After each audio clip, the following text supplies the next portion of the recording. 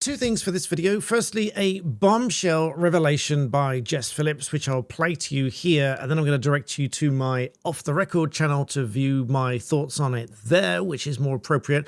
And thank you to all of you who've subscribed there, by the way, which is now just teetering under 100,000 subscribers. Thank you so much for 100,000 of you that want to share and talk about the truth. And by the way, it seems that a lot of you were not aware that I have volunteered my time pro bono to restore Britain, to assist, to advise, to guide where necessary. Everyone needs a little bit of guidance and advice now and again. I thought that was the best thing that I can do, the honourable thing that I can do. It is a privilege as a barrister to be able to volunteer my time in that way, where I know that it can be leveraged to so many people that I know that they will help in so many policies that I think are going to support this country. So the way you can support me is subscribing to this channel here and my other channels as well. That helps me to commit more time to help restore Britain and the like. And so thank you so much for that. I just thought I'd share that with you here. And then also a lesson on what not to say, think before you post, if you will, that could get you into serious trouble, like financial trouble, a case that could cost you hundreds of thousands of pounds to defend. And if you lose, countless hundreds of thousands of pounds more thereafter. I'll talk about that in just a minute. But first of all, credit to Raja Mir here for a video that he put together, which I'm going to play you this small snippet of it here. Let me make big the screen so you can see it a little bit better. Zoom in even more. There we go. Now you can watch this here. Have a listen to this absolute bombshell revelation, and then I'll link my off the record video below. You can go and watch it there for my views on that. Just listen to this, digest it, and then I'll talk about the other thing.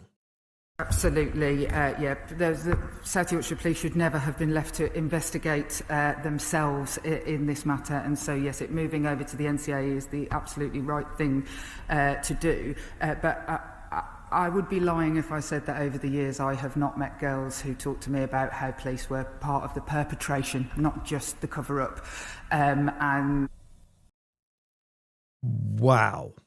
If that is not a revelation, I don't know what is. She said, I mean, and when anyone says I would be lying if I, then so on, it usually means that they're admitting to something that they really should have said a lot earlier, in my view. When she said she'd be lying if she said she hadn't spoken to girls over the years. So over years, not just the last 5 minutes, but over years, she's spoken to girls, obviously to do with the grooming gangs, who have told her that the police were not just part of the cover-up, as if that wasn't bad enough, but the perpetrators as well. Just listen to that snippet again. And again, I'll link my Off the Record channel video below. Just listen to this once more. I would be lying if I said that over the years I have not met girls who talk to me about how police were part of the perpetration, not just the cover-up. And so they were part of the perpetration. They were actually committing these offences, allegedly, according to what she said there.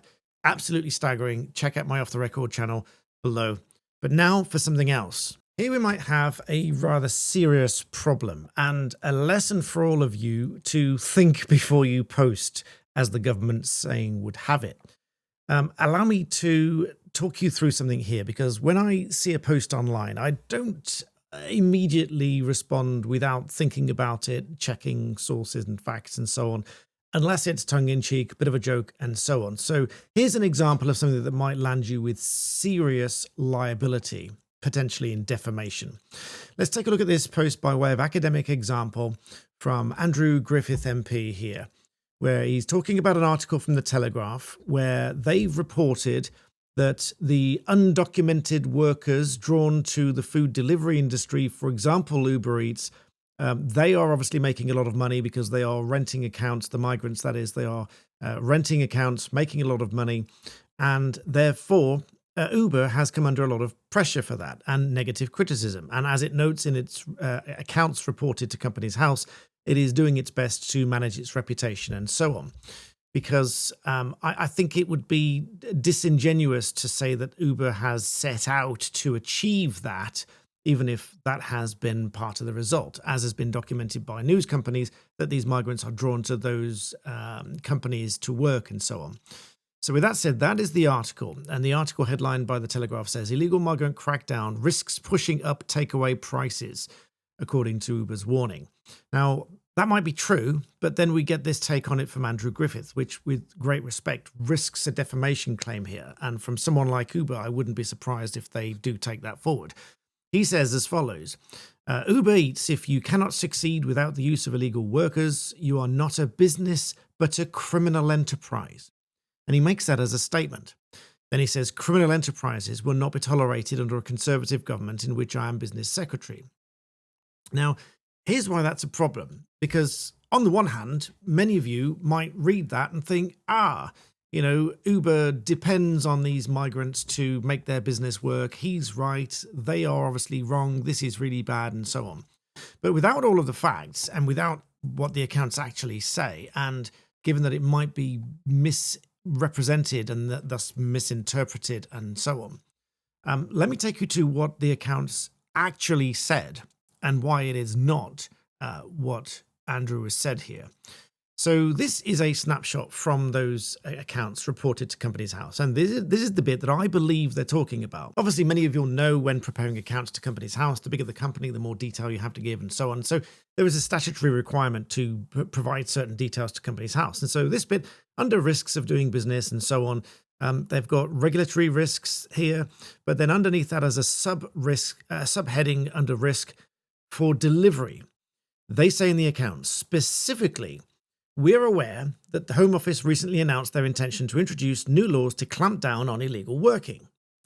Uber Delivery UK is fully committed to fighting illegal work and the criminal networks who are often behind it, and it's been working with the Home Office on this topic. We welcome efforts to enable and enforce further controls and have already made changes to prevent illegal working amongst account holders and their substitutes.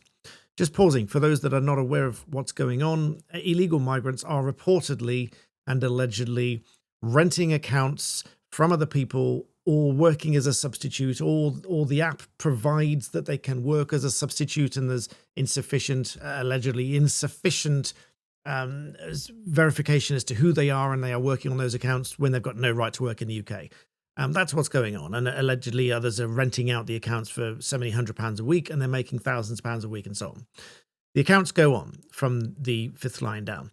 Although note that these new legislative requirements could have an adverse impact on our business, including expenses necessary to comply with such laws and regulations if any changes may be needed.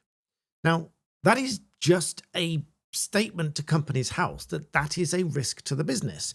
If the Home Office brings out new laws that says you must do this check, and you must have this system in place and that system in place and these checks and those checks and all sorts of other laws that you must comply with, not only will they incur costs for legal advice onto how to meet these laws and requirements and regulations and so on, but they will have to put in these processes, procedures, software, whatever, to ensure that they comply with those requirements. Now, that's all fine, and obviously they should do everything they can to prevent and block illegal working, and they've said that they will comply with that in the accounts here.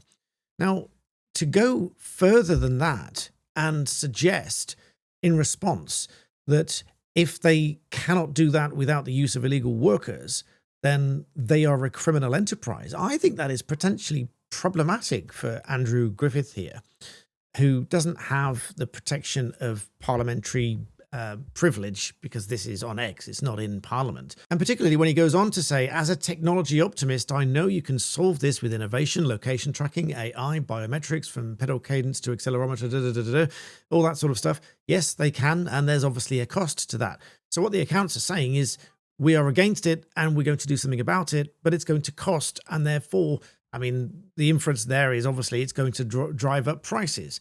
That might be true, but that is not really Uber's fault.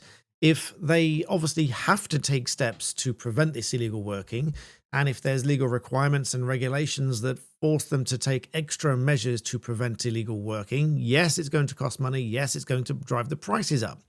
But that by itself doesn't make them a criminal enterprise.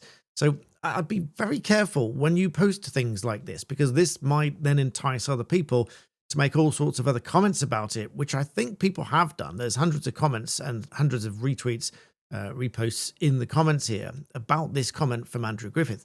I would be quite cautious about what statements you make about Uber, because if one of those goes absolutely viral and you've damaged their reputation, which is the serious harm aspect, and for a company, the serious harm aspect for defamation is obviously loss of profits and so on.